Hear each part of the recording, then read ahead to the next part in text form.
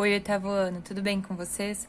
Hoje nós vamos analisar aí os últimos conteúdos da apostila do primeiro bimestre, ok? Vamos começar então pela Era Napoleônica, vamos lá.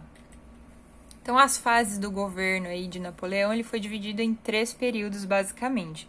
O consulado, o império e o governo dos 100 dias. Vou trazer de uma maneira bem breve para que vocês possam entender. Vamos começar pelo consulado.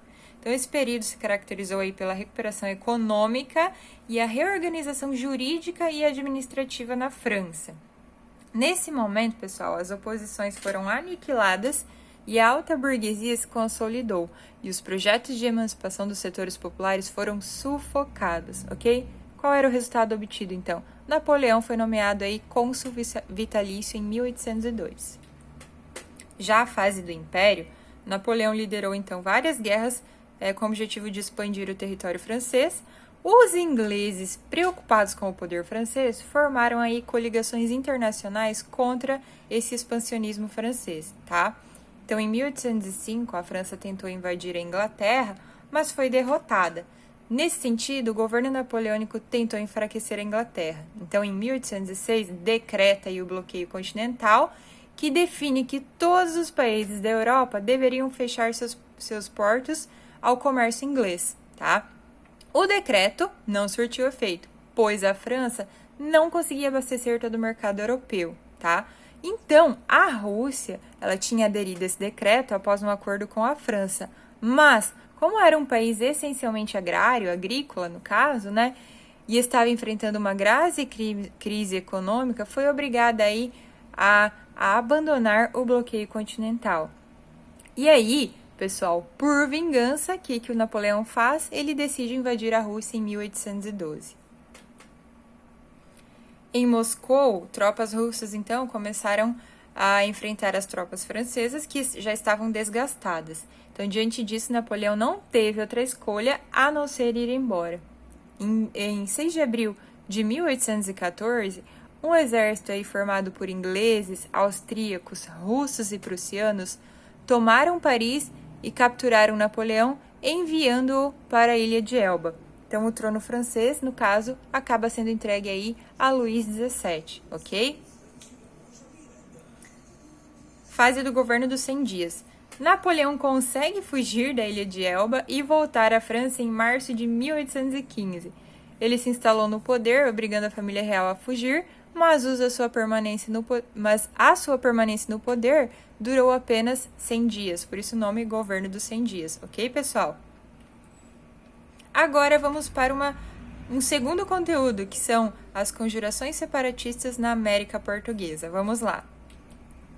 Vamos começar analisando a Inconfidência Mineira, tá? Então, ela foi aí uma revolta de caráter separatista que foi organizada na capitania de Minas Gerais no final do século XVIII. Organizada aí pela elite socioeconômica de Minas, acabou sendo descoberta pela coroa portuguesa antes de ser iniciada, tá, pessoal? Então, Joaquim José da Silva Xavier, mais conhecido aí como Tiradentes, foi um dos envolvidos nessa revolta. Causas da revolta. Então, uma das causas principais da revolta foi a derrama, que foi uma lei aí que taxava todo o ouro explorado em 20%, ou seja, 1/5 do valor, o que causou grande satisfação nos mineradores. Então, essa cobrança desse 1/5 estava deixando a população um pouco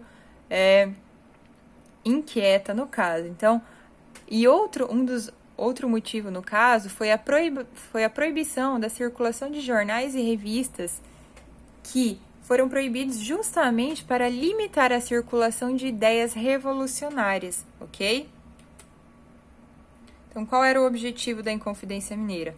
Proclamar uma república inspirada nos Estados Unidos, fundar a primeira universidade brasileira, também investir no setor manufatureiro e também nomear São João del Rei como a capital da colônia, tá? Como que isso termina, pessoal? As condenações foram as mais diversas, incluíram penas como, por exemplo, o degredo, a expulsão para a África, prisão perpétua, condenação à forca, entre outros tipos aí de condenações, tá? Então, vários dos envolvidos, eles foram condenados por morte na forca, mas a Dona Maria rainha de Portugal, perdoou todos os condenados. Menos um, pessoal. Quem? O Tiradentes. Então, Tiradentes foi preso no Rio, né, de janeiro em maio de 1789, e a sua morte ela foi utilizada como exemplo de intimidação, justamente para causar medo, tá, na população. Então, Tiradentes foi enforcado no dia 21 de abril de 1792, tá, no Rio de Janeiro. E, além de ser enforcado, pessoal, ele foi esquartejado, tá? Teve o seu corpo aí cortado e partes do seu corpo foram espalhadas pela estrada que ligava o Rio de Janeiro a Minas, tá? Justamente para provocar o medo na população, como eu falei anteriormente. Aqui temos uma imagem do Tiradentes, tá? E aqui o corpo dele esquartejado. Vamos agora para a Conjuração Baiana.